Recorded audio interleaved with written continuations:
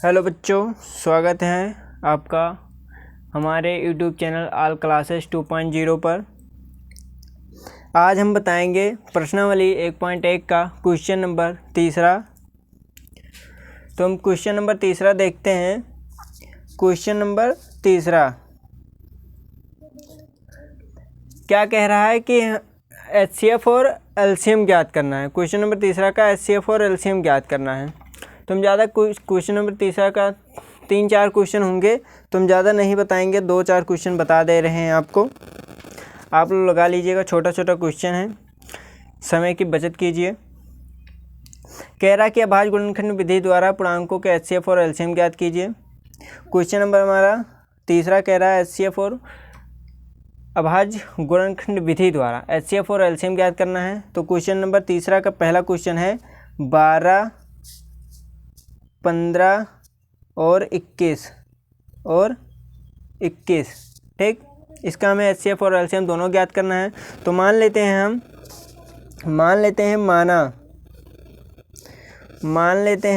माना x बराबर 12 हो जाएगा, y बराबर 15 हो जाएगा और z बराबर मान लेते हैं हम 21। ठीक है, अब इसका गुणनखंड कर देंगे तो हमारा गुणनखंड करेंगे तो कितना आ जाएगा, 2 गुणे 2 गुणे 2 गुणे 3, 2 दूनी 4 3 12। ठीक, अब 15 का हक करते हैं 5 गुणे 3, 5 3 15। 21 का करते हैं 7 गुणे 3।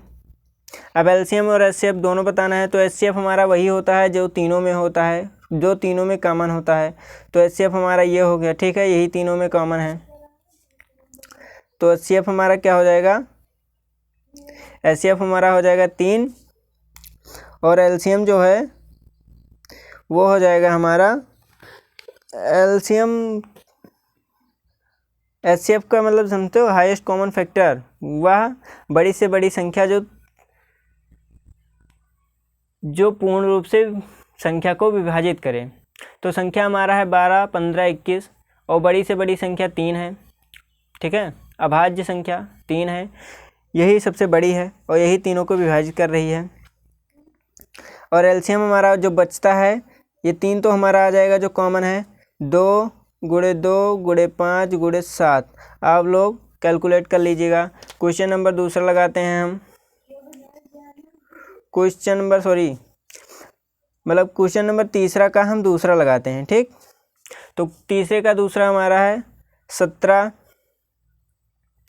23 और 29 है। इसका हमें HCF और LCM दोनों बताना है। तो हम क्या करेंगे, मान लेते हैं पहले x बराबर हमारा है 17, y बराबर है 15 और z बराबर जो हो जाएगा 21 हो जाएगा। ठीक, अब इसका हम गुणनखंड कर देते हैं।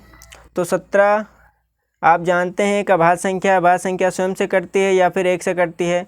तो स्वयं से तो कट गई है, 1 से काट दे रहे हैं हम। तो 17 एकम 17 हो गया और 15 एकम नहीं, 15 नहीं सॉरी, यहाँ था 23 यार, 23 और यहाँ था 29। ठीक, तो यहाँ 23 इकन्नम 23 हो गया। 23 भी हमारा क्या है, भाज्य संख्या है। 29 भी हमारा भाज्य संख्या है। तो 29 इकन्नम 29 हो जाएगा। ठीक, अब हमें HCF बताना है। तो HCF हमारा क्या आ जाएगा, इसमें एक ही है भैया कॉमन सब में, तो एक हमारा क्या हो जाएगा, HCF हो जाएगा। LCM भैया हमारा हो जाएगा इसमें 17 गुणे 23 गुणे 29। ये हमारा कैलकुलेट कर लीजिएगा, ये हमारे LCM की संख्या है। ठीक है, आप लोग कैलकुलेट कर लीजिएगा। तीसरा नंबर हमारा है, तीसरा सवाल नंबर कह रहा है, मतलब सवाल नंबर तीसरे का तीसरा कह रहा है 8, 9 और 25। ये आप लोग लगा लीजिएगा, नहीं लगेगा तो आप कमेंट कर दीजिएगा। आप लोग बहुत अच्छे हैं, लगा लीजिएगा, मुझे पता है आप लोग इंटेलिजेंट भी बहुत हैं। ये सब सवाल आपके लिए कुछ भी नहीं है। ठीक, छोटे छोटे सवाल हैं, इन सब में टाइम वेस्ट मत करवाइए, आप लोग खुद लगाइए। क्वेश्चन नंबर चौथा देखते हैं हम। अब क्वेश्चन नंबर चौथा हमारा क्या है, क्वेश्चन नंबर चौथा तो क्वेश्चन नंबर चौथा है कि 306 और 657 का HCF 9 है। 306 और 957 का 657 का HCF जो है वो कितना है, HCF वो कितना दिया है, 9 दिया है। तो हमें ज्ञात क्या करना है, हमें ज्ञात करना है एलसीएम। क्या ज्ञात करना है, एलसीएम में ज्ञात करना है। तो इससे ये सब निकालने से पहले हम एक फॉर्मूला, ये फॉर्मूला से लगेगा। फॉर्मूला हमारा है पहली संख्या गुणे दूसरी संख्या बराबर लासा गुणे मासा, मतलब एलसीएम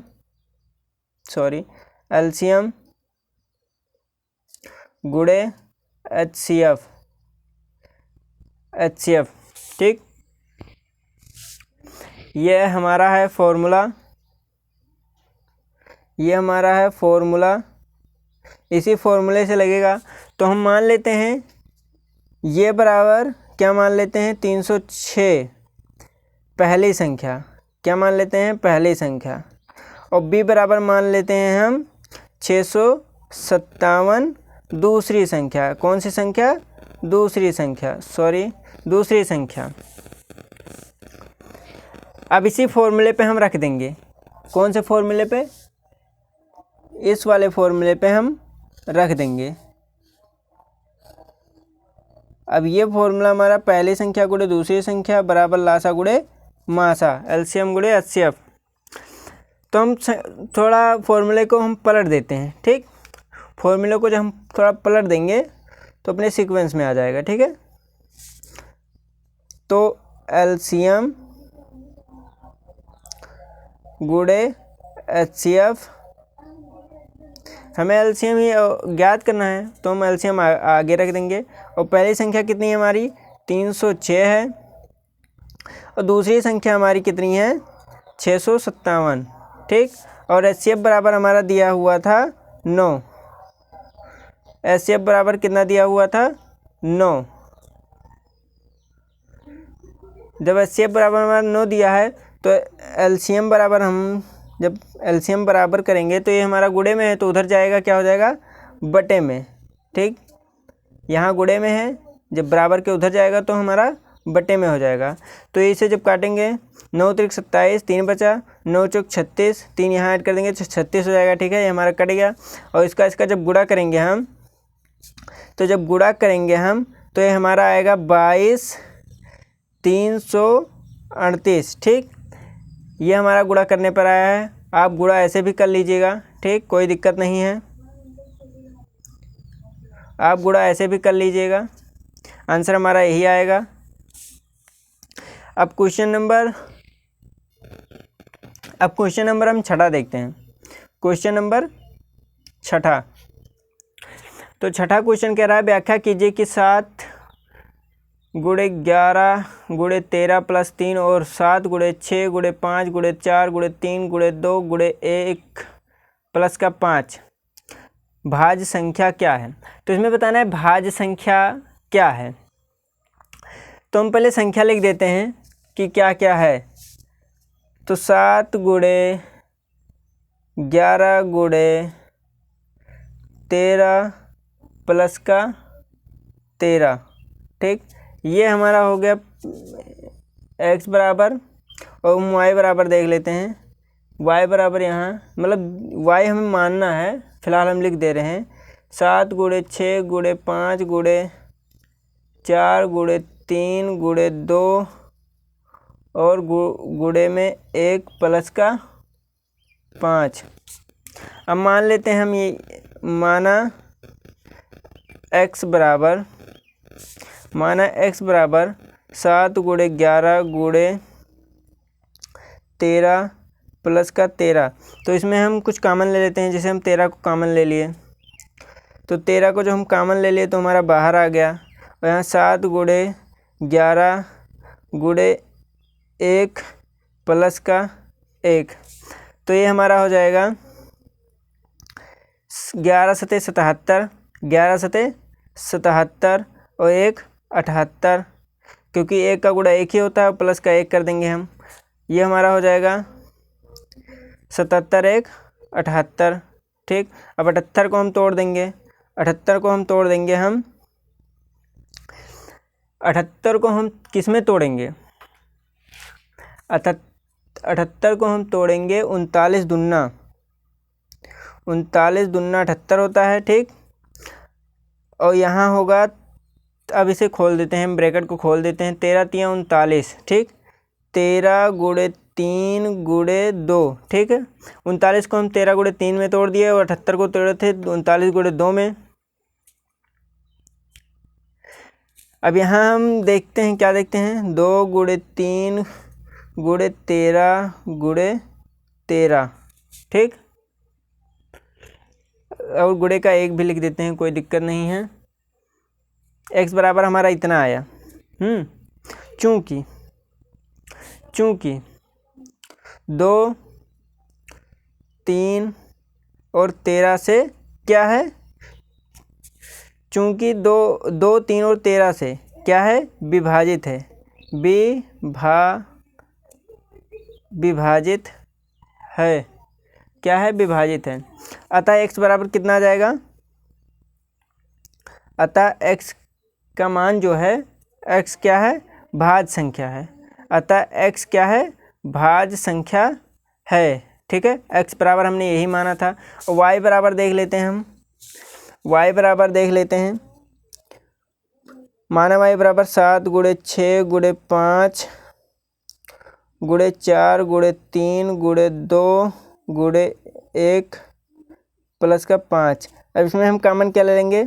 5 हम कॉमन ले लेंगे, तो 7 गुणे 6, 5 कॉमन ले लिए, कुछ नहीं आएगा, गुणे 4 गुणे 3 गुणे 2 और यहाँ प्लस का 1 कर देंगे क्योंकि हम कॉमन लिए हैं। अब यहाँ देखेंगे 7 6 42 गुणे 4 3 12 दूना 24 प्लस का 1। अब इसका जब गुणा हम करेंगे तो इसका जब गुणा करने पर हमारा कितना आएगा? इसका गुणा करने पर आएगा हमारा 1088 प्लस का 1, तो 5 गुणे 1088 और 1 जोड़ देंगे तो हमारा 1089 हो जाएगा। कितना हो जाएगा? 1089। अब इसे हम तोड़ेंगे तो देखते हैं किससे कटेगा। 2 से कटेगा नहीं क्योंकि लास्ट में 9 है, और 3 से देखते हैं।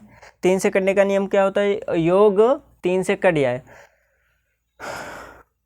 योग मतलब जोड़ने पर। 8 1 9 9 18, 18 3 से कट रहा है तो ये 3 से कट जाएगा, और 3 से जब कटने इसे हम काटेंगे तो ये हमारा आ जाएगा काटने पर। ठीक, आप लोग काट लीजिएगा। 3 से काटेंगे तो हमारा आएगा ये 5 गुणे 3 गुणे 11 गुणे 11। ठीक, 121 आता है 3 से काटने पर। ठीक, और गुणे 1, चूंकि इसमें भी तो चूंकि लगेगा, चूंकि 5 गुणे 3 गुणे गुणे नहीं यार, 5 कामा 3 कामा 11 से विभाजित है। क्या है? विभाजित है। क्या है? विभाजित है। जब इससे विभाजित है तो हमारा y बराबर क्या होगा? y क्या है? अतः y क्या है? भाज्य संख्या है। क्या है? भाज्य संख्या है। भाज्य संख्या वही होता है जो एक और स्वयं के अलावा अन्य तीसरे से भी कट जाए। तो यहाँ अन्य तीसरा भी संख्या आ रहा है। ठीक है, अन्य तीसरा संख्या आ रहा है, अतः यह क्या है?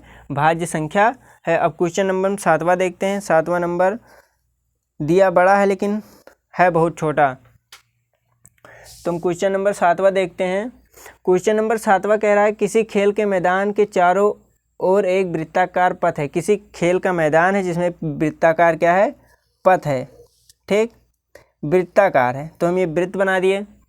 अब कह रहा है इस मैदान का एक चक्कर लगाने में सोनिया को 18 मिनट लगते हैं।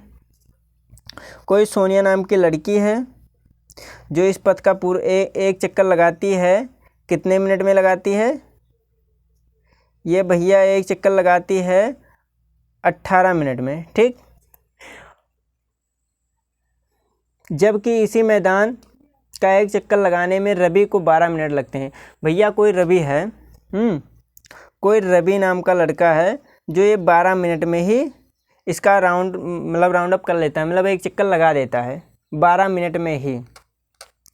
तो मान लीजिए वे दोनों एक ही स्थान और एक ही समय पर चलना प्रारंभ करके एक ही दिशा में चलते हैं, कितने समय बाद वे पुनः प्रारंभिक स्थान पर मिलेंगे।